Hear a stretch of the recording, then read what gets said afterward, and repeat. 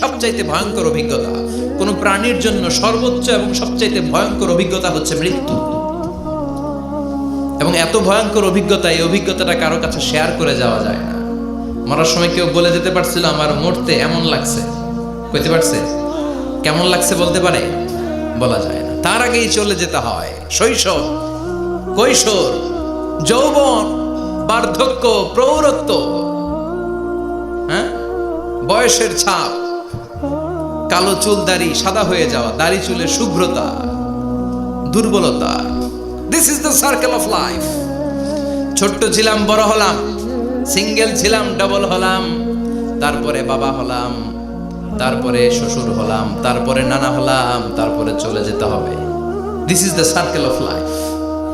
বিশ্বনবী বললেন আমারু উম্মতি মা বাইনা 60 ইলা 70। আমার উম্মতের গড় বয়স হলো 60 থেকে 70। এই উম্মতের গড় বয়স কত? 60 থেকে 70। ওয়া আকাল্লুহুম মাইয়াজুজু যালিক। অল্প কিছু মানুষ আছে যারা 70-এর বেশি হায়াত পায়। এখানে 70-এর বেশি আছেন কারা? হাত তোলেন দেখি তো। কয়জন? একজন, দুইজন, তিনজন। মাশাআল্লাহ, আল্লাহ আরো হায়াত দেখ। আল্লাহ এদেরকে আরো হায়াত দারাজ করুক। চিল্লায় বলেন আমিন।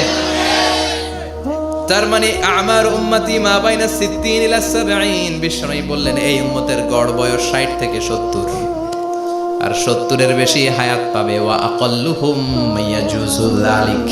70-এর বেশি পাবে হাতে গোনা, গুনে বের করে ফেলা যায় একজন, দুইজন, তিনজন। বাকি সব 60-এর আগে নাই। ঠুস চিল্লা এখন ঠিক কিনা? বাংলাদেশের গড় হায়াত কত মানুষের? 60। বিশ্বনবীর কথার সাথে মিলে গেছে। চিল্লায় পড়েন সুবহানাল্লাহ। এই জন্য বিশ্বনবী বলেন এই যে মুরব্বীদের দাড়ি পাকে, এই যে রাস্তায় অ্যাক্সিডেন্ট হয়, এই যে ক্যান্সারে আক্রান্ত হয়ে লোকজন মারা যায়, তারপরেও কি টনক নড়ে না? এরপরেও কি বিবেকে ধরে না যে তোমাকে চলে যেতে হবে? আকসিরু যিকরা হাযিমিল লাযযাত। জীবনের সব স্বাদকে পানসা করে দেয় ওই মরণকে স্মরণ করো। মরণকে স্মরণ করলে জাহান্নাম বরণ করা লাগে না। চিল্লায় বলেন ঠিক কিনা? আবার আল্লাহ বললেন গোলাম, স্পেশাল একজন ফেরেশতা আমি মরণের জন্য সিলেক্ট করলাম, নাম মালাকুল মাউত। তাকে আমরা আজরাইল বলে চিনি। এই মালাকুল মাউত তার বাহিনী নিয়ে নির্ধারিত টাইমে গোটা বিশ্বের সব মানুষের রূহ কবজ করে। অন টাইম নাকি দেরি করে? মালাকুল মাউত আগেও আসে না, পরেও আসে না। সুবহানাল্লাহ পড়েন। সাইয়েদনা সুলাইমান আলাইহিস সালামের জামানাতে ওনার এক ওয়াজির ছিল, মন্ত্রী। ওই মন্ত্রীকে নিয়ে উনি বৈঠক করতেন। ওনার সময় উনি মালাকুল মাউতের সাথে বৈঠক করতেন। শুনতেছেন? আপনাদের মনোযোগ আছে তো? উনি বৈঠকে বসেছেন, মালাকুল মাউতও বসা, ওয়াজিরও বসা। হঠাৎ মালাকুল মাউত ওয়াজিরের দিকে বড় বড় চোখ করে তাকাচ্ছে। বড় বড় চোখ করে তাকানোতে ওয়াজির ভয় পেয়েছে। হঠাৎ মালাকুল মাউত চলে গেল। ওয়াজির বলে ও সুলাইমান আলাইহিস সালাম, এই যে লোকটা বড় বড় চোখ করে আমার দিকে তাকালো, এটা কে? সাইয়েদনা সুলাইমান বলে হাদা মালাকুল মাউত। যে বর্ণনাটা বলছি এটা হাদিস না, এটা হচ্ছে ইসরাইলিয়া, জিউস ট্র্যাডিশন। কোরআন হাদিসের সাথে কোনো দ্বন্দ্ব নাই, তাই বর্ণনা করা যাবে। বিষ্ণু বলেছেন বাল্লিগু আন্নি ওয়ালাউ আয়া। আবার বলেছেন ওয়া হাদিসু আন বনি ইসরাঈল ওয়ালা হারাজ। বনি ইসরাইলের ট্র্যাডিশন বর্ণনা করো, জিউস ট্র্যাডিশন বর্ণনা করো, এতে কোনো সমস্যা নাই। ওয়াজির বলে ও সাইয়েদনা সুলাইমান, বড় বড় চোখ করে যে তাকালো লোকটাকে? সাইয়েদনা সুলাইমান বলে হাদা মালাকুল মাউত, এটা মৃত্যুর ফেরেশতা। ওয়াজিরের কলিজায় পানি নেই। এটা কি ফেরেশতা? শুনে তো পিলে চমকে গিয়েছে। কয় কি? মালাকুল মাউত তো আমার চিনে ফেলাইছে, বাড়ি চিনে ফেলছে, আমার খবর আছে। সাইয়েদনা সুলাইমান আলাইহিস সালাম জিনদেরকে দিয়ে কাজ করাতেন, মেঘমালাকে দিয়ে কাজ করাতেন, বিশাল সিংহাসন নিয়ে পৃথিবীর প্রাচ্য থেকে পাশ্চাত্যে ঘুরে বেড়াতেন। সাইয়েদনা সুলাইমানকে ওয়াজির বলে ও সুলাইমান, মেঘমালাকে আদেশ করে দেন আমি আর এই ফিলিস্তিনের ভূখণ্ডে থাকতে চাই না। আকাশের মেঘমালার উপরে আমারে বসিয়ে দেন, আর বলে দেন আমারে নিয়ে যেন আকাশের মেঘমালা হিন্দুস্তানের ওই দূর পর্বতে রেখে আসে। আকসা আল হিন্দ, হিন্দের সবচেয়ে দূরবর্তী জায়গায় যেন আমারে রেখে আসে। সাইয়েদনা সুলাইমান বললেন আকাশের মেঘ যাও, আমার ওয়াজিরকে নিয়ে হিন্দুস্তানের একটা উপদ্বীপে রেখে আসো। রেখে আসা হলো। কিছুক্ষণ পর মালাকুল মাউত সাইয়েদনা সুলাইমানের কাছে হাজির। সাইয়েদনা সুলাইমান বললেন, ও মালাকুল মাউত কই ছিলা? কই একটু আগে হিন্দুস্তান থেকে আপনার ওজিরের রূহ কবজ করে আসছি। সুবহানাল্লাহ পড়েন। এটা আবার কেমন কথা, তুমি ওইখানে গেলা কেন? কয় রব্বুল আলামিন কিছুক্ষণ আগে আমার কাছে পয়গাম পাঠিয়েছে, যাও সাইয়েদনা সুলাইমানের ওয়াজিরের রূহটা কবজ করো। কবজ করার জায়গা হলো হিন্দুস্তানের উপদ্বীপ। কোন জায়গায়? মালাকুল মাউত এসে দেখে সুলাইমান নবীর সাথে মিটিং করে। ওয়াজির কার সাথে মিটিং করে? সুলাইমান নবীর সাথে। কিন্তু ফরমানে লেখা রূহ কবজ করতে হবে কোথায়? হিন্দুস্তানে। সুবহানাল্লাহ কইবেন না? এজন্য বড় বড় চোখ করে আমি তাকিয়েছি আর মনে মনে ভাবলাম টাইম তো নাই, কারণ মৃত্যু তো অন টাইমে হতে হয়, এখনই ওর রূহ কবজ করতে হবে। কেমন করে ওইখানে যাবে আমি জানি না, আমি আগে চলে যাই। মালাকুল মাউত চলে গেল, যে দেখে ওই জায়গায় ওয়াজির হাজির, সাথে সাথে রূহ কবজ করে আল্লাহর কাছে চলে গিয়েছে। পড়েন সুবহানাল্লাহ। এজন্য আল্লাহ বললেন, মালাকুল মাউত আমি নির্ধারণ করে দিয়েছি, পৃথিবীর প্রতিটি মানুষ মালাকুল মাউতকে দেখবে, চাক্ষুষ দেখবে, ভালো হলেও দেখবে, খারাপ হলেও দেখবে। কার কথা? ভালো মানুষ যদি হয়, আল্লাহওয়ালা যদি হয়, ইসলাম প্রিয় যদি হয়, ডানপন্থী যদি হয়, মৃত্যুর সময় মালাকুল মাউত আলা সূরাতি শাবিন আলা আহসানি সূরা, একজন যুবকের আকৃতিতে চমৎকার ধবধবে সাদা একটা জুব্বা পরে, জান্নাত থেকে জান্নাতি কাফন নিয়ে, হানুত মিন হানুতিল জান্নাহ, জান্নাতের সুগন্ধি নিয়ে মুমূর্ষু রোগীর মাথার সামনে এসে বসে যায় আর দেহটার ইঙ্গিত করে বলে, ইয়া আইয়াতুহান নাফসুত তাইয়্যিবা, ও পবিত্র আত্মা। আরেক বর্ণনায় এসেছে, ইয়া আইয়াতুহান নাফসুল মুতমাইন্নাহ, ও প্রশান্ত আত্মা, উখরুজি ইলা মাগফিরাতিম মিনাল্লাহ, আল্লাহর ক্ষমার দিকে বের হয়ে আসো। উখরুজি ইলা মাগফিরাতিম মিনাল্লাহি ওয়া রিদওয়ান, আল্লাহর ক্ষমার সন্তুষ্টির দিকে রূহটা বের হয়ে আসো। স্মুথলি বলার সাথে সাথে মুমিনের দেহ থেকে রূহটা বের হয়ে আজরাইলের হাতে চলে যায়। স্মুথলি বলার সাথে সাথে স্বাচ্ছন্দ্যে আনন্দে মুমিনের দেহ থেকে রূহটা সা করে বের হয়ে মালাকুল মাউতের হাতে এসে পড়ে। পড়েন সুবহানাল্লাহ। আল্লাহ এমন মৃত্যু তুমি আমাদের নসিবে রেখে দিও, চিৎকার করে পড়েন আমিন। আর যারা ইসলাম মানে নাই, আর যারা কোরআন মানে নাই, আর যারা দিন কায়েমের আন্দোলন করে নাই, দিনকে ভালোবাসে নাই, বাম আর রামপন্থী ছিল, নাস্তিক ছিল, ইসলাম বিরোধী ছিল, তাদের কাছেও মালাকুল মাউত আসে কি আসে না? চিল্লায় বলেন আসে কি আসে না? তাদের কাছেও আসে, কিন্তু আলা সূরাতি আকবাহি রাজুল, একজনের চেহারা যত ভয়ঙ্কর হতে পারে, যত নিকৃষ্ট হতে পারে, এরকম ভয়ঙ্করতম নিকৃষ্ট দুর্গন্ধওয়ালা একটা চেহারা নিয়ে আসে। রিজলাহু ফিল আরদ, পা থাকে জমিনে, রাসুহু ফিস সামা, হাদিসের বর্ণনা, পা দুইটা জমিনে, মাথা আকাশে। এসে ধমক দিয়ে জালিমের মাথার সামনে এসে বলে, ইয়া আইয়াতুহান নাফসুল খাবিসা, হে পাপাত্তা, হে অপবিত্র আত্মা, উখরুজি ইলা সাখাতিল্লাহি ওয়া গাদাবিহি, আল্লাহর রাগের দিকে, আল্লাহর অসন্তুষ্টির দিকে বের হয়ে আয়। মালাকুল মাউতের এই অর্ডার পাওয়ার সাথে সাথে রূহটা কিন্তু বের হয় না। মুমিনের রূহকে ডাক দিলে যেমনি স্মুথলি বের হয়, কাফিরের রূহ এভাবে বের হয় নাকি? কথা বলেন। রূহটা ডানে যায়, ফাতাতাফাররাক, একবার রূহটা ডানে যায়, আবার রূহটা বায়ে যায়, আবার সামনে যায়, পায়ে যায়, হাতের মধ্যে ঢুকে ডানে বায়ে যায়। মালাকুল মাউত আবার ধমক দিয়ে বলে, ইয়া আইয়াতুহান নাফসুল খাবিসা, পাপাত্তা বের হয়ে আয়। রূহটা আবার ডানে যায়, বায়ে যায়, সামনে যায়, পেছনে যায়। এবার খপাস করে মালাকুল মাউত রূহকে ধরে টান মারে, সারা দেহটা থেকে প্রাণ রস সিক্ত করতে করতে দেহ থেকে রূহটাকে টেনে হিচড়ে বের করে আনে। আর মুমূর্ষু রোগীটা চিৎকার মারতে থাকে। পড়েন নাউযু বিল্লাহ। একটা জীবন্ত ছাগল, একটা জীবন্ত ছাগলের চামড়াগুলো জবাই না দিয়ে কেউ যদি টেনে টেনে বের করে, ছাগল জবাই হয় নাই কিন্তু চামড়া এক পাশ থেকে টেনে টেনে টেনে হিচড়ে আপনি গা থেকে বের করলে যত কষ্ট হয়, এর চেয়েও বেশি কষ্ট দিয়ে মালাকুল মাউত বামপন্থী আর কাফেরদের রূহটা দেহ থেকে বের করে আনে। পড়েন নাউযু বিল্লাহ। আমাদের রূহটা যেন আল্লাহ, মুমিনদের রূহ আপনি যেভাবে কবজ করান, ওইভাবে যেন আমাদের রূহটা বের হয়ে আসে। আর জোরে পড়েন আমিন। এজন্য আল্লাহ বললেন, বাল তুসিরুনাল হায়াতাদ দুনিয়া ওয়াল আখিরাতু খায়রুন ওয়া আবকা পাগলের মতো মোহাচ্ছন্ন হয়ে এই দুনিয়াটার পেছনে ছুটে বেড়াও। এই দুনিয়া আসল নয়, আখিরাত হলো আসল। চিল্লায় বলেন ঠিক কিনা? অস্থির আমরা, অস্থির আমরা, ব্যস্ত দুনিয়ার লোভে আর মোহে পড়ে আমাদেরকে যে মরতে হবে, চলে যে যেতে হবে, এটা ভাবার সময় আমাদের নাই। চিল্লাই কোন ঠিক কিনা? এজন্য বলা হয় মুতু ক্বাবলান তামুতু, মরার আগে একবার মরো।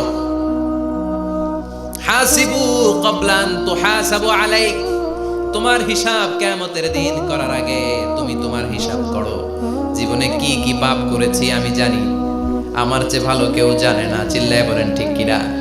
কি কি অন্যায় করেছি আমার হৃদয়ের মধ্যে কথাগুলো আছে না নাই? পৃথিবীর কেউ না জানলেও আমি জানি কি জানি না। এজন্য হাসিবু ক্বাবলান তুহাসাবু আলাইক, তোমার হিসাব বসার আগে নিজে হিসাব করো কি কি করলা। আসল মরণের দিন শটান হয়ে তো শুয়ে পড়ো ভাই, মরার আগে আরেকবার মরো। মরার আগে আরেকবার কি করবেন? কথা বলেন, মরার আগে কি করতে হবে? হঠাৎ একদিন বিছানায় শটান হয়ে শুয়ে যান, চক্ষুটা বন্ধ করেন, ভাবেন মরে গিয়েছেন। এই তো মালাকুল মাউত চলে এসে রুহটা নিয়ে গেল। আত্মীয় স্বজন চিৎকার চেঁচামেচি শুরু করে দিল, কান্নার রোল পড়ে গেল চারদিকে। মাইকের মধ্য দিয়ে, মসজিদের মাইকে অ্যানাউন্স হয়, অমুক এলাকার নিবাসী অমুক ভাই আমাদের মধ্যে দুনিয়ায় নাই, তার জানাজা হবে এশার নামাজের পর। সবাই এসে রুহের মাগফিরাত করেন। সবাই আপনারে দেখতে আসবে, কেঁদে কেঁদে লোকজন আপনারে কবর দিতে আসবে। চিল্লায় বলেন ঠিক কিনা? কেঁদে কেঁদে সবাই আসবে, দেখার জন্য আসবে। ছেলেগুলো কাঁদবে, স্ত্রী কাঁদবে, বাবা মা কাঁদবে, বন্ধু বান্ধব কাঁদবে। আর ঘরের মধ্যে রাখা হবে না। এবার আপনাকে গোসল দেওয়ার পালা। চক্ষু বন্ধ করে চিন্তার দরকার আছে না নাই? একটু চোখটা বন্ধ করে ভাবেন, আপনাকে গোসল দেয়া হবে, জামাগুলো খোলা হবে। এত টাকা দিয়ে যে দামি গোসলখানা টাইলস লাগিয়ে ঘরে বানালেন, আপনার শেষ গোসলটা কি ওই দামি গোসলখানায় হবে? লাশ যেখানে ধোয়া হয় ওই জায়গায় ধোয়া হবে। আপনাকে কাফন পরানো হবে। আপনার কলিজার টুকরা ছোট বাচ্চাটারে বলা হবে, আব্বু দেখে যাও তোমার বাবারে শেষবারের মতো দেখো। আপনার বাবা মা শেষবারের মতো একটা নজর দিয়ে আপনার চেহারাটা দেখে নিবে। বন্ধু বান্ধবরা শেষবারের মতো একবার আপনারে দেখে নিবে। জানাজার জায়গায় নেওয়া হবে। হবে না এই ঘটনাটা আমাদের? হ্যাঁ, হবে কিনা? হাজার হাজার মানুষ শেষ বিদায় দেওয়ার জন্য আসবে।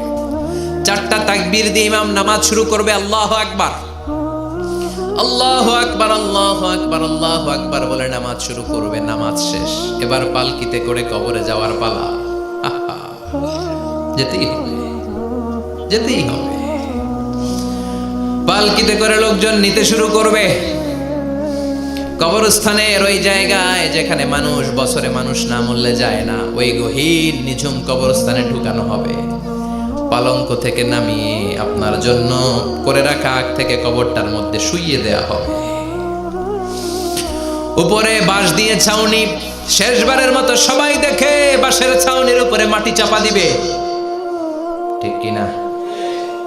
চলে যাবে সবাই, কেউ নাই, অন্ধকার, শুধু অন্ধকার। এই অন্ধকার যেন শেষ হতে চায় না। এই ঘটনা ঘটবে না আমাদের? কথা বলেন, ঘটবে কিনা? এজন্য মরার আগে এগুলো চিন্তার দরকার আছে না নাই? মরার আগে আরেকবার মরার দরকার আছে না নাই? এজন্য রব্বুল আলামিন বলেন, বাল তুসিরুনাল হায়াতাদ দুনিয়া ওয়াল আখিরাতু খায়রুন ওয়া আবকা। এই দুনিয়ার জীবনটাকে তোমরা আসল জীবন মনে করো, এটা আসল জীবন নয়। আসল জীবন হলো কবরের জীবন। চিল্লায় বলেন ঠিক কিনা? এজন্য লাইফটা হলো one time, one chance. Second কোনো চান্স আপনাকে দেয়া হবে নাকি? কাফেররা বলবে, ইয়া রাব্বি আরেকটা সুযোগ দেন। লাউ আন্না লানা কাররা ইয়ানি মাররা, আল্লাহর একটা সুযোগ যদি পেতাম দুনিয়াতে ভালো করে আসতাম। আল্লাহ বলবেন, ইন্নাহা কালিমাতুন কাইলুহা, এটা শুধু তাদের মুখের কথা। তাদেরকে আবার সুযোগ দিলেও তারা কিচ্ছু করবে না। চিল্লায় এখন ঠিক কিনা? এজন্য একটা চান্স আমরা পেয়েছি, এই দুনিয়ার ওয়ান চান্সে আমরা ভয় পাবো একজনকে। চিল্লায় বলেন তিনি কে?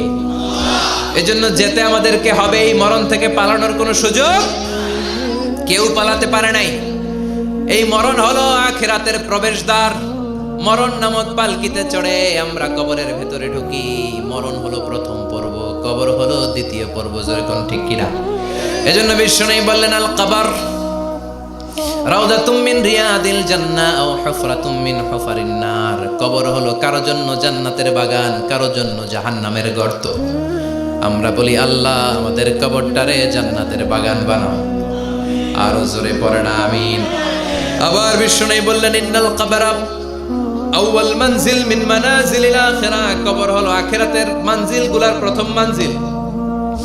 আখিরাতে একটার পরে একটা অনেকগুলো স্টেশন আপনাকে পার হতে হবে। প্রথম স্টেশনটার নাম হলো কবর। প্রথম স্টেশনের নাম কি? এই কবর নামক স্টেশনে যদি আপনি মাফ পেয়ে যান, সামনের সব স্টেশনগুলোতে মাফের ব্যবস্থা করবে কে? আর কবর নামক স্টেশনে যদি ধরা খেয়ে যান, আপনার মায়ের আসানা নাই। লাশটাকে যখন রাখা হয়, লাশটা চিনে কে আমারে রাখলো, কে আমাকে ধৌত করলো, কে আমারে কাফন পড়ালো। এই জন্য বিষ্ণুই বলেছেন, মুমূর্ষের সামনে বসে বসে পড়ো, লা ইলাহা ইল্লাল্লাহু মুহাম্মাদুর রাসূলুল্লাহ। লাকিনু মাউতাকুম লা ইলাহা ইল্লাল্লাহ। মুমূর্ষের সামনে দাঁড়িয়ে দাঁড়িয়ে পড়ো, লা ইলাহা ইল্লাল্লাহ। এই লা ইলাহা হচ্ছে জীবিতদের জন্য কালিমা, আর আমরা মরার পরে এই জিকির করি, ঠিক না? আমাদের দেশের অনেক জায়গায় লাশ নিয়ে কবরে যাওয়ার সময় লা ইলাহা পড়ে না। না, এটা আগের জিকির, মরার আগের জিকির। মরার আগে আপনাকে অ্যানাউন্সমেন্ট দিতে হবে, আল্লাহ ছাড়া কোনো ইলাহ নাই, বিশ্বনবী হচ্ছেন শেষ নবী এবং রাসূল। চিল্লায় বলেন ঠিক কি না?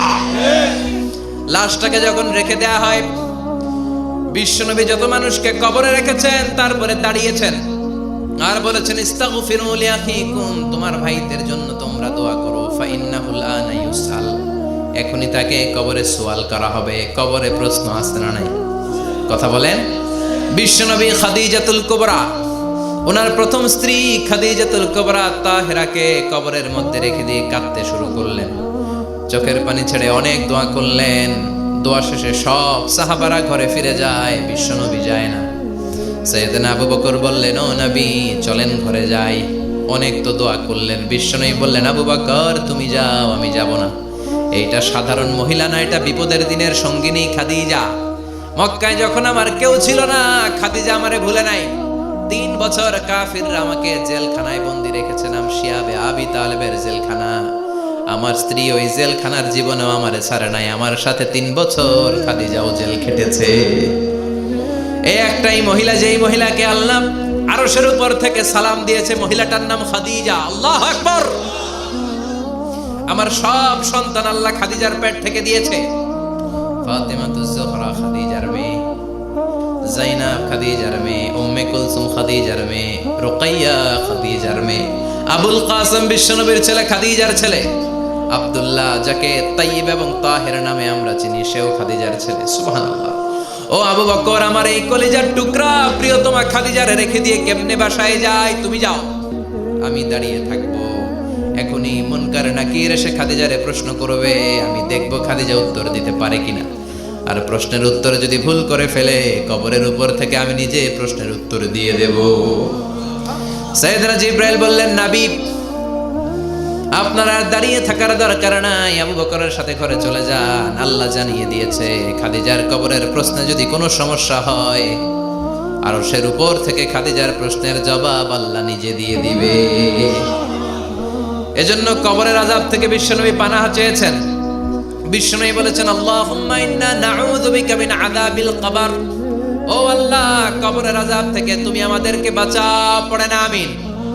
কবরে মুমিনদেরকে 4টা প্রশ্ন করা হবে, কাফিরদেরকে 3টা প্রশ্ন। চিৎকার করে বলেন, মুমিনের প্রশ্ন কয়টা? আর জোরে বলেন। প্রথম প্রশ্ন, মার রব্বুক, তোর রবের নাম কি? আমরা কি বলবো? আল্লাহ আমারে রব, এই রবি আমার সব, দমে দমে তনু মনে তারি অনুভব। আল্লাহ আমারে রব, এই রবি আমার সব। পড়েন আমিন। দ্বিতীয় প্রশ্ন, আমার দিন, উত্তর দিনের নাম কি? ধর্মের নাম কি? তৃতীয় প্রশ্ন, মান হাদার রাজুল, এই লোকটাকে কে? আমরা বলবো মুহাম্মদ সাল্লাল্লাহু। 3টা প্রশ্নের উত্তর যখন আপনি কবরে করে দিতে পারবেন, অতিরিক্ত একটা প্রশ্ন, ওয়ামা ইলমুক, এই যে 3টা প্রশ্নের উত্তর পাল্লা, কেমন করে উত্তর জানলা? কোত্থেকে শিখেছো? নকল করে আনছো কাফনের কাপড়ে? পরীক্ষার হলে নকল আছে না নাই? হাতে নকল আছে না? পায়ে নকল, মোজার ভিতরে নকল আছে না নাই? মোবাইলে নকল আছে না নাই? নকল থেকে আল্লাহ তুমি বাঁচাও। আরো আসতে কোন আমি। কিভাবে জানলা? কেমন করে? 3টা প্রশ্নের উত্তর শিখলা। What is the source of your knowledge? তথ্যসূত্র কি? আপনাকে বলতে হবে আমি যেই কিতাবটা থেকে শিখেছি কিতাবটার নাম কি। চিল্লায় বলেন কি নাম? এই কিতাবটা হলো কোরআন। আপনাকে বলতে হবে কোরআন থেকে আমি শিখেছি, বিশ্বনবীর হাদিস থেকে আমি শিখেছি। 4টা প্রশ্নের উত্তর যখন পারবেন, ফেরেশতারা বলবে আহলান সাহলান, খুশ আমদেদ, কংগ্রেচুলেশন, বাহ বাহ, তুমি তো চমৎকার পেরেছো। ফায়ুফসাহু লাহু কবরুহু 70 যিরাআন, মুমিন বান্দার কবরটা 70 হাত লম্বা করে দেয়া হবে। ইফতাহু লাহু বাবুন ইলাল জান্নাত, জান্নাতের দিকে তার কবর থেকে একটা দরজা বানিয়ে দেয়া হবে। জান্নাতের সুঘ্রাণ ঠান্ডা বাতাস এসে তার কবরের ভিতরে ঢুকতে শুরু করবে। ইলবাসু লিবাস মিন আহলিল জান্নাত, জান্নাতীদের পোশাক তার গায়ের মধ্যে পরিয়ে দেয়া হবে। আল্লাহু আকবার। আর বলা হবে নাম কানাউমিল আরুস, বাসর রাতে বর যেমনি কনেকে নিয়ে ঘুমিয়ে যায় তুমিও একটা ঘুম দাও। আলহামদুলিল্লাহ পড়ে মুমিন বান্দা আনন্দের একটা ঘুম দিবে। ইসরাফিলের সিংগার আওয়াজ ছাড়া পৃথিবীর কোনো কিছুই তার এই ঘুম ভাঙতে পারবে না। আল্লাহ আমরাও যেন সেদিন কবর একটা মজার ঘুম দিতে পারি, তুমি তৌফিক দাও। জোরে পড়েন আমিন। এবার বামপন্থী নাস্তিক আর কাফেরদের পালা, ইসলাম বিদ্বেষীদের পালা, আলেম ওলামাদের শত্রুদের পালা, ইসলামকে যারা বিজয়ী শক্তি হিসেবে মানতে পারে নাই তাদের পালা। চিল্লায় এখন ঠিক কিনা? ওদেরকেও একই প্রশ্ন, রব কে? ওরা বলবে আমি জানি না। আমাদের উত্তর আল্লাহ। ওরা বলবে আমি কিচ্ছু জানি না, আমি সব ভুলে গেছি, আমার মাফ করে দেন, আমি কিছুই জানি না। তবে আমি ইসলাম বিরোধীদের সাথে চলতাম, যারা ইসলাম রে বাস দিত আমি তাদের সাথে স্লোগান দিতাম। এরকম ডাকাইত আছে না নাই? দ্বিতীয় প্রশ্ন, আমার দিন, তোমার ধর্মের নাম কি? কয় আমার ধর্ম নাই, আমার ধর্ম কর্ম নাই, আমি খালি দুনিয়া কে মজা লেলো, দুনিয়া তোমারই হ্যায়, আমি খালি দুম্মা চলে দুম। আছে না নাই? আমি শুধু মৌজ মাস্তিতে ব্যস্ত ছিলাম, আমার দুনিয়া নাই, দিন নাই, আখেরাত নাই, রবকে আমি জানি না, ধর্মকে জানি না। ইসলাম বিরোধী রাজনীতি আমি করতাম, মাও সেতুংয়ের রাজনীতি, কার্ল মার্কসের রাজনীতি, বুশের রাজনীতি, ডোনাল্ড ট্রাম্পের রাজনীতি, বামপন্থীদের রাজনীতি। চিল্লা এখন ঠিক কিনা? কোনো ধর্ম নাই। এই লোকটাকে চিনো কিনা বলো। বিশ্বনবীর চেহারা দেখিয়ে বলা হবে এই লোকটাকে, কয় জানি না। এরে আমি মানতাম না, এরে আমি গালে দিতাম। এরকম জাহান্নামের নরকীট আর পিতৃ পরিচয়হীন জারদ সন্তান বাংলার দেশেও আছে না নাই? এই মহামানবটাকে গালি দিয়ে পৈশাচিক আনন্দ পায়। পত্রিকায় লিখে, ব্লগের মধ্যে লিখে, ইন্টারনেটে কার্টুন বানিয়ে বানিয়ে পৈশাচিক ফুর্তি করে। এগুলো জাহান্নামের কীট, এগুলো জারদ সন্তান, বাপ মায়ের ঠিক নাই। চিল্লা এখন ঠিক কিনা? আমার নবীরে যারা গালি দেয় এগুলোর বাপ মায়ের ঠিক আছে? এগুলোর কোনো গোড়া আছে? এগুলোর কোনো শেকড় আছে? এগুলো আগাছা চিৎকার করে বলো ঠিক কিনা? বলবে আমি জানি না। ফেরেশতারা বলবে দাঁড়া, আমরা জানি। তোর সাথে কেমন আচরণ করতে হবে আমাদেরকে ট্রেনিং দিয়েছে কে? এবার শুরু হবে মাইর। কি শুরু হবে? কথা বলেন। মাইর। ফায়ুদরাবু বিমা তারিকা মিন হাদিদ, লোহার হ্যামার দিয়ে শুরু হবে মাইর। এক একটা হ্যামারের বাড়িতে মাথাটা ফেটে চূর্ণ বিচূর্ণ হয়ে যাবে, দেহটা জমিনের ভেতরে 70 গজ ডুবে যাবে, দেবে যাবে। ওর চিৎকারে কবরস্থানটাও থারথার করে কাঁপবে। আবার জমিনকে বলা হবে ইলতাইমি, চাপা দে। জমিনে ঢুকে যাওয়ার পরে জমিনের এপাশ থেকে একটা চাপা, মাটি চাপা, বাম দিক থেকে মাটি চাপা, 2 চাপায় ডান দিকের পাজর বায়ে চলে যাবে, বাম দিকের পাজর ডানে চলে আসবে। ওর চিৎকারে কবরস্থানটা থারথার করে কাঁপবে। আল্লাহ এই ধরনের পরিস্থিতি থেকে তুমি আমাদেরকে বাঁচাও। আরো চিৎকার করে বলে না আমি। এজন্য কবরের এই প্রস্তুতি নেওয়ার দরকার আছে না নাই? কোরআনের পক্ষে থাকার দরকার আছে না নাই? ইসলামের পক্ষে থাকার দরকার আছে না নাই? ইসলামী আন্দোলনের সাথে থাকার দরকার আছে না নাই? ইসলামের বিজয় চাওয়ার দরকার আছে না নাই? যে লোক ইসলামের বিজয় চায় না, যে লোক চায় না ইসলাম দিয়ে দেশ শাসিত হোক, যে লোক চায় না কোরআনটা সংসদ ভবনে নেতৃত্ব দেয়, তার অন্তরে ঈমান থাকতে পারে নাকি? এই জন্য মৃত্যু থেকে যতই পালিয়ে বেঁচে থাকতে পারবা নাকি? পারা যাবে? চিল্লায় বলেন। কোন নবীরা পারছে? আদম আলাইহিস সালাম মৃত্যু থেকে বেঁচে গেছে না? মরছে? কথা বলেন না। উনি পৃথিবীর একমাত্র মানুষ যিনি জানতেন যে উনি কতদিন বাঁচবেন। সুবহানাল্লাহ পড়েন। উনি জানতেন উনি কতদিন বাঁচবেন। কেন আল্লাহ জানালেন? এর কারণ মৃত্যু কি এটা উনি জানেই না, কেমনে মরে দেখেই নাই, কষ্ট কি জানে না। আমরা আমাদের দাদাকে মরতে দেখেছি, বাবাকে মরতে দেখেছি, মামাকে মরতে দেখেছি, মরণের কত কষ্ট আমরা দেখি, এজন্য ভয় আছে না নাই? আদম আলাইহিস সালামের দাদা আছে নাকি? বাবা, মামা, খালু, শালা আছে? নাই। এজন্য মৃত্যু যে কেমন এটা উনি জানতেন না। এজন্য আল্লাহ জানিয়ে দিলেন, আদম পৃথিবীতে তুমি 1000 বছর বাঁচবে।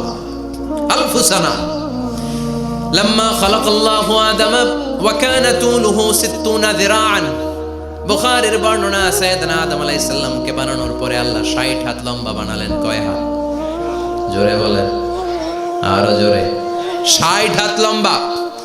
এরপরে ওনার ঔরসে পৃথিবীতে যত নারী আসবে, পুরুষ আসবে রূহের জগতে, সবগুলো রূহকে বসিয়ে দিলেন বৈঠকে। সুবহানাল্লাহ। বিশাল কনফারেন্স রুম। আমরাও ছিলাম না? আমাদের রূহটাও ছিল। সাইয়েদনা আদম বললেন, আল্লাহ এরা কারা? আল্লাহ বললেন, আদম এগুলো সব তোমার সন্তান। সাইয়েদনা আদম অবাক দৃষ্টিতে, অপলক নয়নে নিজের সন্তানদের রূহগুলো দেখতেছিলেন। দেখতে দেখতে হঠাৎ একটা রূহকে ভালো লেগে গেল। বললেন, আল্লাহ এটা কার রূহ? আল্লাহ বললেন, এটা দাউদ আলাইহিস সালামের রূহ। পড়েন সুবহানাল্লাহ। আল্লাহ এটাকে দেখতে বড় ভালো লাগে। কার রূহ? এটা তোমার ছেলে নবী হবে, নবী দাউদের রূহ। কাম উমরু, আল্লাহ দুনিয়াতে সে কয়দিন বাঁচবে? আল্লাহ বললেন, 40 সানা, 40 বছর। কয় বছর? সবাই বলেন কয় বছর? 40 বছর। সাইয়েদনা আদম বললেন, মাবুদ আমার এত সুন্দর কলিজার টুকরা সন্তান দাউদ আলাইহিস সালামকে দুনিয়াতে মাত্র 40 বছর আপনি কেন দিলেন? আল্লাহ প্রথম মানুষ এবং নবী হিসেবে আপনার কাছে ফরিয়াদ করি, আমার ছেলে দাউদের বয়স বাড়ায়া দেন। আল্লাহ কয়, না, হাদা কদ কুতিবা, এটা লেখা হয়ে গেছে। রুফিআতিল আকলাম ওয়া জাফফাতিস সুহুফ, লিখে ফেলছি, কলম শুকায় গেছে, কালি শুকায় গেছে, এটা চেঞ্জ করা যাবে? সাইয়েদনা আদম বললেন, আল্লাহ আমি বাঁচবো কয় বছর? কয় তুমি থাকবা কয় বছর? আলফু সানা, 1000 বছর। মনে আছে? আল্লাহ আমার 1000 বছরের দরকার নাই, আমি আমার 1000 বছর থেকে 60 বছর আমার ছেলে দাউদরে আমি দিয়ে দিলাম। আদম আলাইহিস সালামের 1000 বছর থেকে 60 বছর যদি দান করে দেয়, ওনার আর কত রইল? 940। আর 60 বছর যদি দাউদ নবীর 40 বছরের সাথে যোগ দেয়া হয়, উনি পেলেন কয় বছর? 100। সাইয়েদনা আদম পৃথিবীতে আসলেন, এসে থাকতে শুরু করলেন। দিন গড়িয়ে রাত আসে, মাস গড়িয়ে বছর আসে, বছর যায় বছর আসে। ঠিক 940 বছর পর মালাকুল মাউত আদম আলাইহিস সালামের কাছে আসলেন। বললেন, আনা মালাকুল মাউত উকিলা বিকুম, আপনাদের জন্য আল্লাহ আমাকে বানিয়েছে রূহ কবজ করতে। ও আদম, আবুল বাশার, পৃথিবীর প্রথম মানব, প্রথম নবী, আপনার সময় শেষ, রেডি হন। কি হন? খেলা শুরু হবে, এখনই রূহ কবজ করে নিয়ে যাব। সাইয়েদনা আদম বলে, এখন আসছো কেন? আমার আরো 60 বছর বাকি আছে। মালাকুল মাউত বলে, না, আপনি রূহের জগতে আল্লাহর কাছে আপনার সন্তান দাউদকে কয় বছর দিয়েছিলেন? 60 বছর। এজন্য 940 বছর আপনার জন্য লেখা। আমি এখন আপনার রূহ কবজ করতে চাই। সাইয়েদনা আদম বলে, আমি মানি না, আমি কাউরে দেই নাই। 60 বছর আমি দেই নাই, আমি আরো বাঁচবো, আমি আরো বাঁচবো, 60 বছর আমি বাঁচবো, আমি দেইটাই নাই। মিয়া যাও। মালাকুল মাউত আল্লাহর যে বলে, আল্লাহ দেয় নাই বলে। আসলে ভুলে গেছে। আসলে আফাতুল ইলমি আন নিসিয়ান, মানুষ ভুলে যায়, মানুষ বড্ড ভুলে যায়। আমরা অনেক সময় খাইয়াও কই খাই নাই। অনেক কিছু আপনি দিছিলেন কিন্তু ভুলে যাই, গলার নিচ দিয়ে নামার পরে কই তুমি কিচ্ছু দাও নাই। আছে না নাই? নাসিয়া আদম ফানাসিয়া বানু, আদম আলাইহিস সালাম ভুলে গেছেন, তাই আমরাও ভুল করি, ঠিক কি না? এজন্য আমাদের নেতারাও বলে এটা দেব ওটা দেব, নির্বাচনের পর সব ভুলে যায়। আছে না নাই? ওই যে আদম আলাইহিস সালাম বলছে, আমরাও ভুলে যাই। ওনাদের দোষ কি? ভুলে যায়, বেমালুম ভুলে যায়।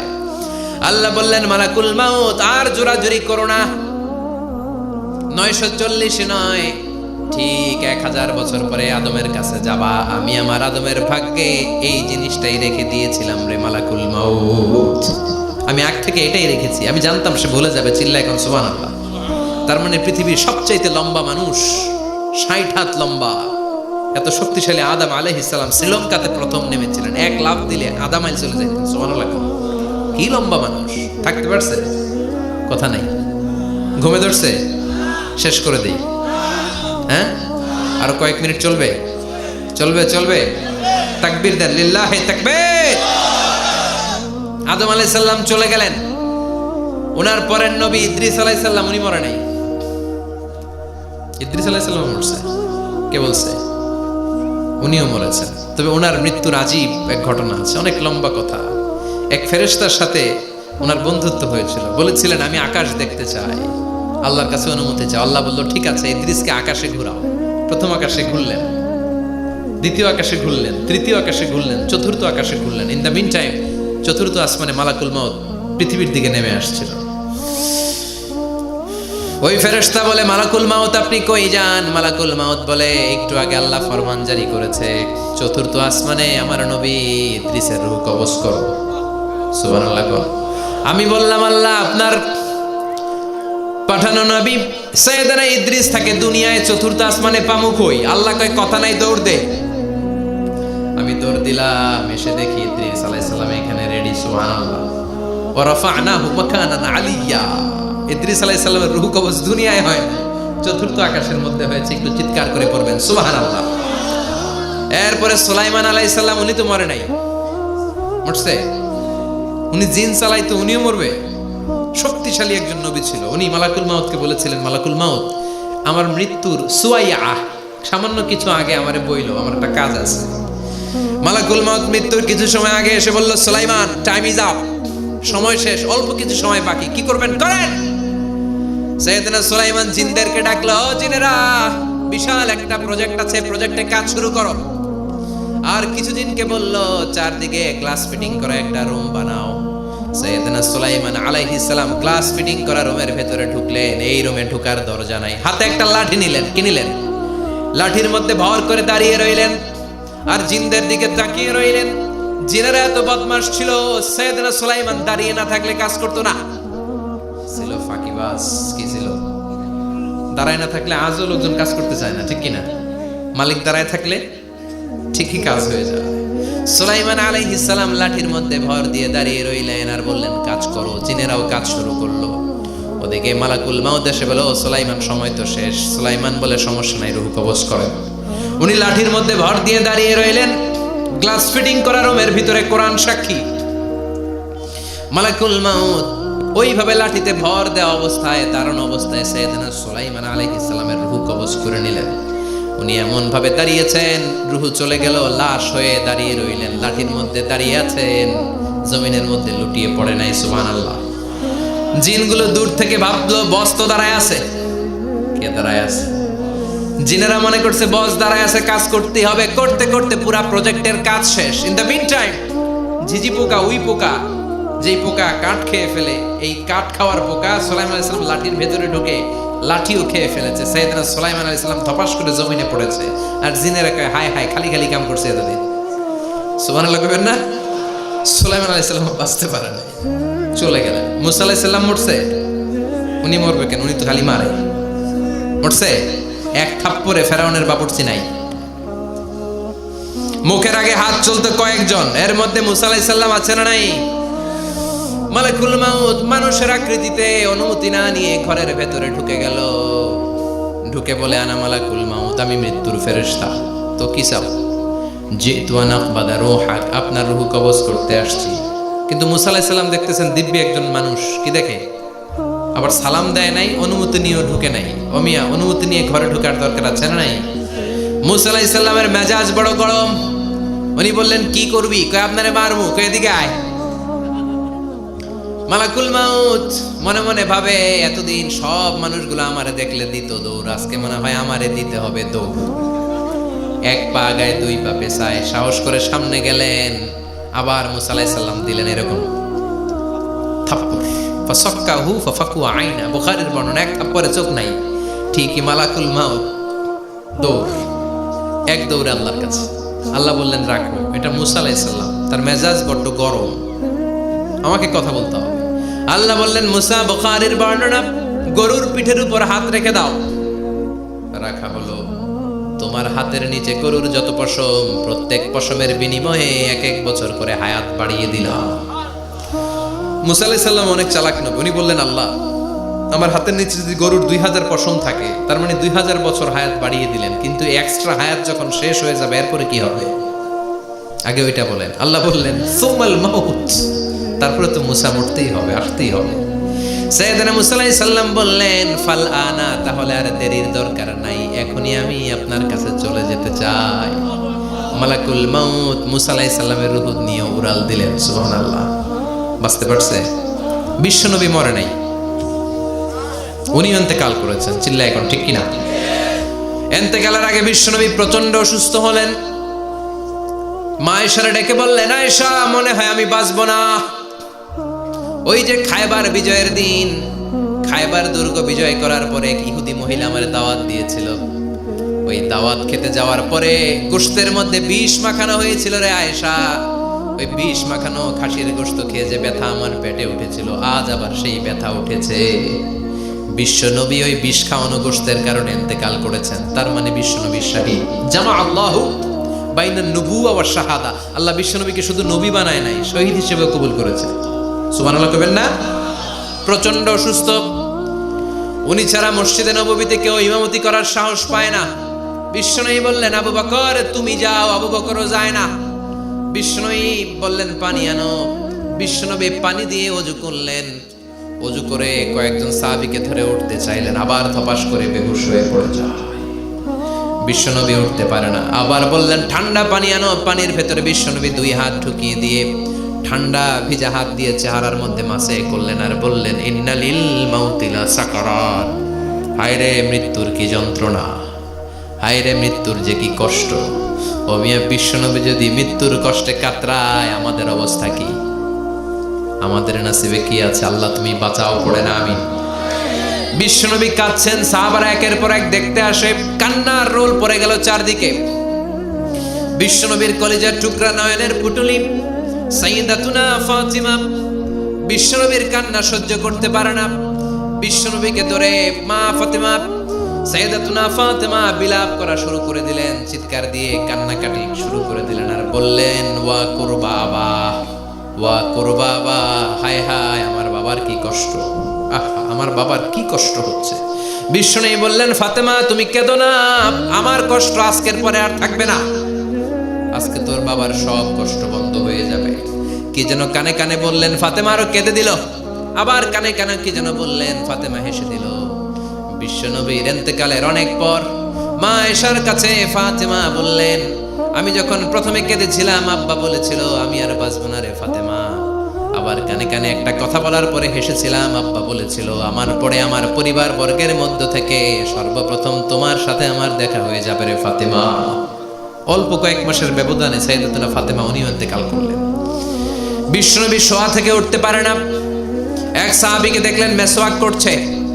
বিশ্বনবী মেসওয়াকের দিকে তাকিয়ে রইলেন। বিশ্বনবীর নিথর দেহটা পড়ে আছে। আয়েশারা যে বলবে আয়েশা মেসওয়াক দাও, বলতে পারে না। মা আয়েশা বুঝতে পেরে মেসওয়াক আনলেন, বিশ্বনবীকে মেসওয়াক করিয়ে দিলেন।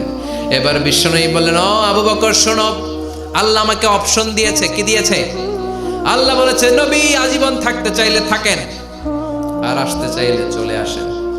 আমি থাকতে না চেয়ে আল্লাহর কাছে চলে যাওয়ার ইচ্ছা করলাম।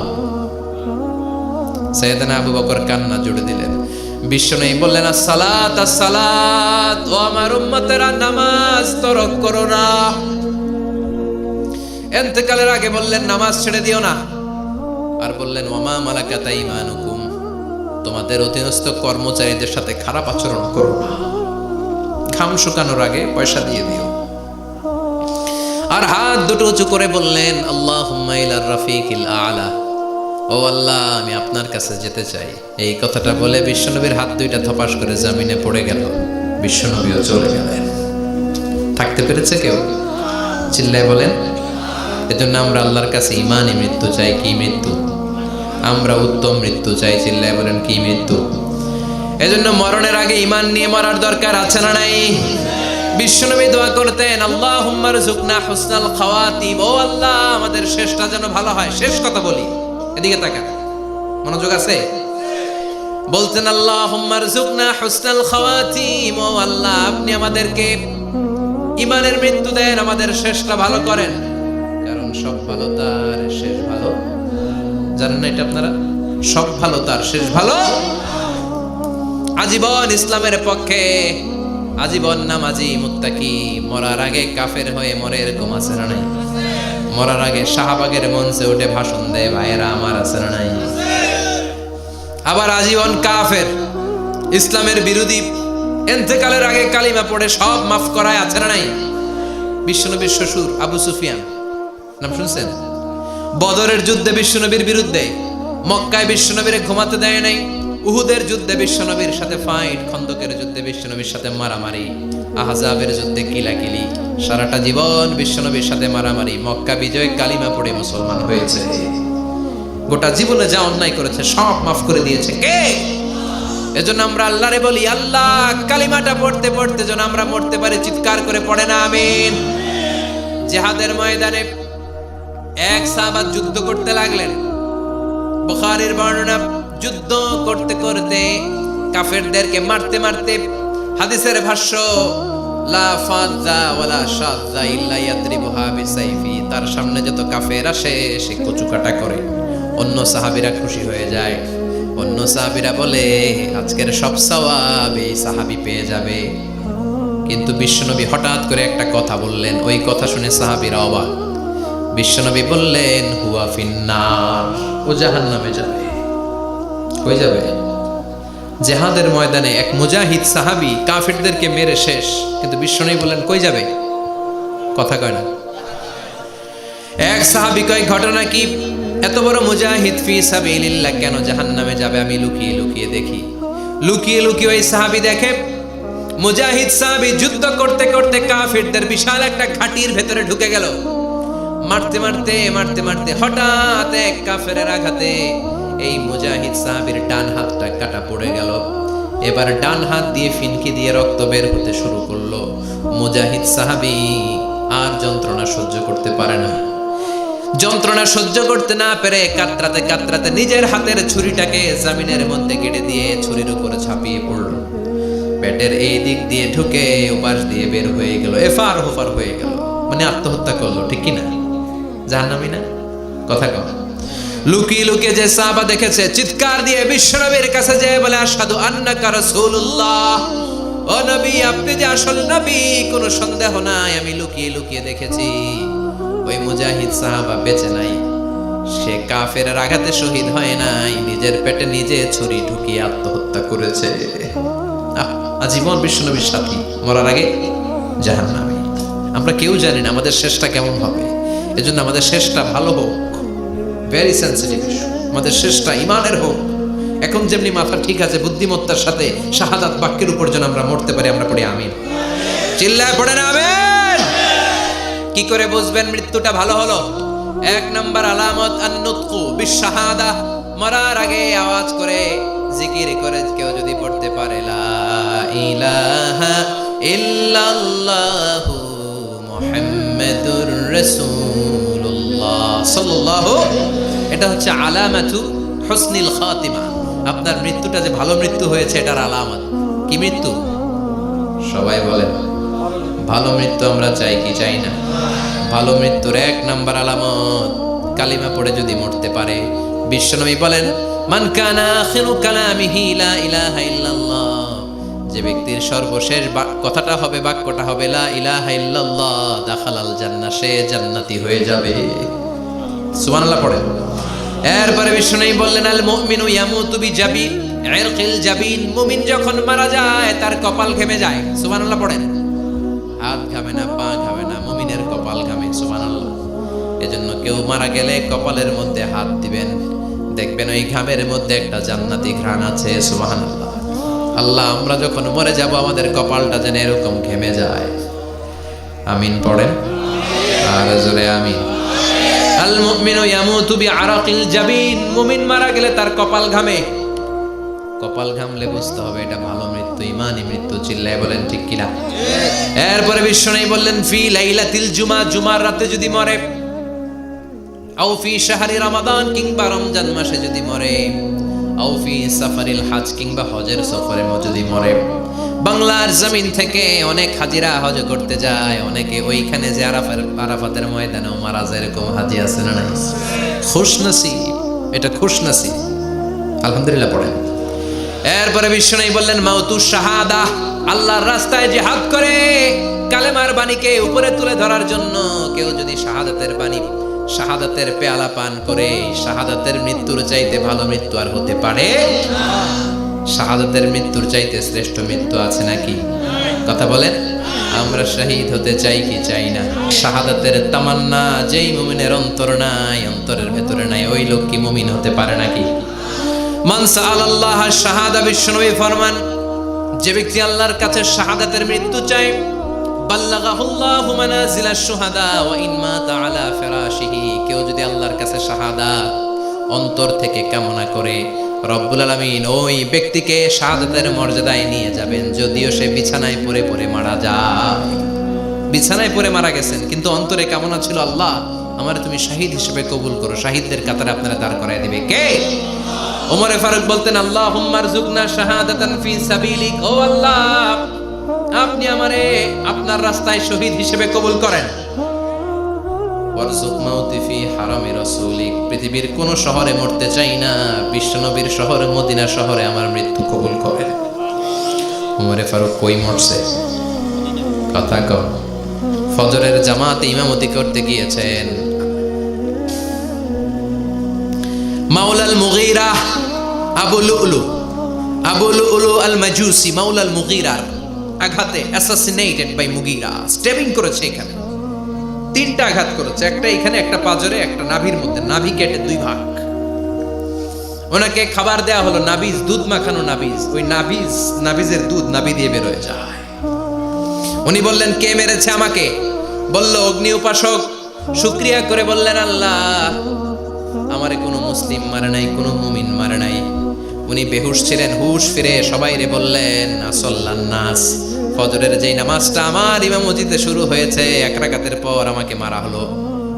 এবার আমাকে বলো আমার নেতৃত্বে যে নামাজটা শুরু হয়েছে, নামাজটা ঠিক মতো হয়েছে কিনা? সুবহানাল্লাহ।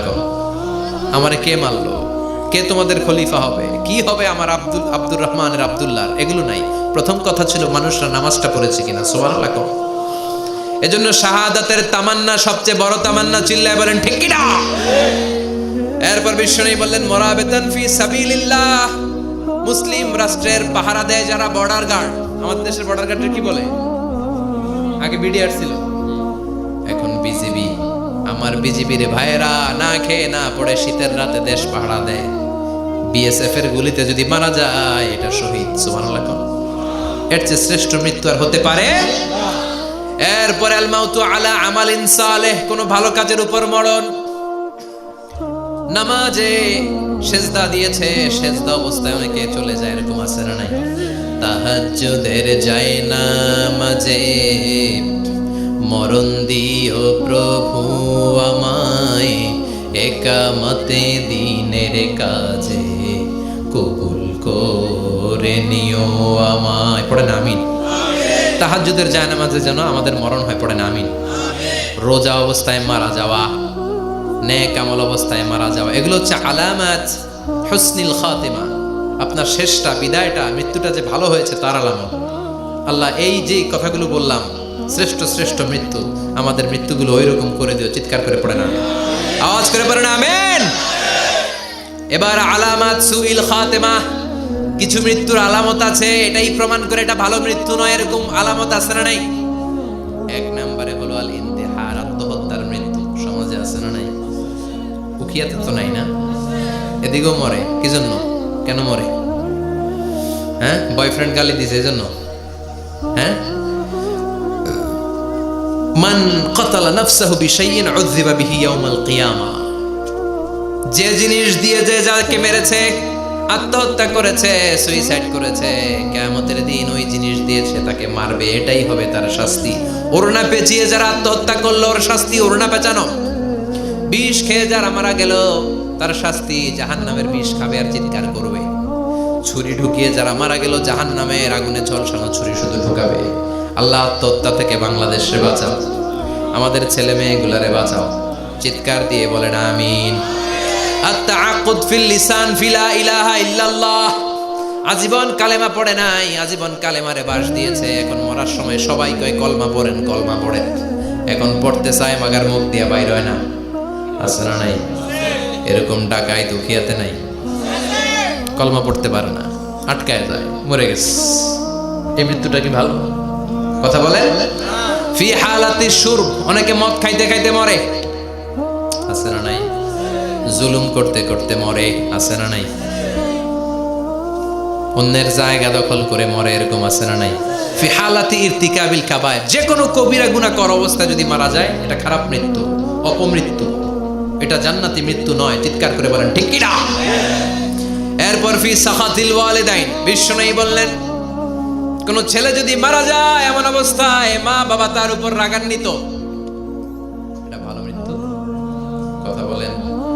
পৃথিবীর চেয়ে, গোটা পৃথিবীর বুকে মায়ের চেয়ে আপন কেউ আছে নাকি? এই মায়ের মনে কষ্ট দিয়ে ওই অবস্থায় যদি মারা যায় এই মৃত্যুটা অনেক খারাপ। চিল্লায় বলেন ঠিক কিনা? এজন্য মায়ের সাথে খারাপ আচরণ করবেন নাকি? কথা বলেন। যার মা নাই সে জানে মা না থাকার কি জ্বালা, ঠিক কিনা? যখন রাত্রি নিঝুম এই চোখে ঘুম, একলা শুধু ঘরে তোমায় মনে পড়ে মাগো, তোমায় মনে পড়ে। যখন রাত্রি নিঝুম এই চোখে ঘুম, একলা শুধু ঘরে তোমায় মনে পড়ে মাগো, তোমায় মনে পড়ে। এজন্য মায়ের দোয়া সবচেয়ে বড় দোয়া। মা রেগে আছে, মা বদদোয়া দিয়েছে, বাবা বদদোয়া দিয়েছে, বাবা আপনার উপর অসন্তুষ্ট, ওই অবস্থায় ছেলে মরলে এটা কি ভালো মৃত্যু? এরপরে স্বামী যদি নাখোশ থাকে স্ত্রীর উপর, স্বামী যদি স্ত্রীর উপর রেগে থাকে, অসন্তুষ্ট থাকে, ওই অবস্থায় স্ত্রী যদি মারা যায় এটাও খারাপ মৃত্যু। চিল্লায় বলেন এটাও খারাপ মৃত্যু। এরপরে লাউ ফারিহাল মুসলিমুনা বিমাউতি, কোন লোক মারা গেলে যদি এলাকার মুসলমানরা খুশি হয় এটা কি ভালো মৃত্যু নাকি? কোন লোক মারা গেলে এলাকার মুসলমানরা যদি আল্লাহর শুকরিয়া করে এটা কি ভালো মৃত্যু নাকি? আমরা কি ভালো মৃত্যু চাই নাকি খারাপ? আমরা শাহাদাতি মৃত্যু চাই, ঈমানের মৃত্যু চাই। পড়ে না আমিন।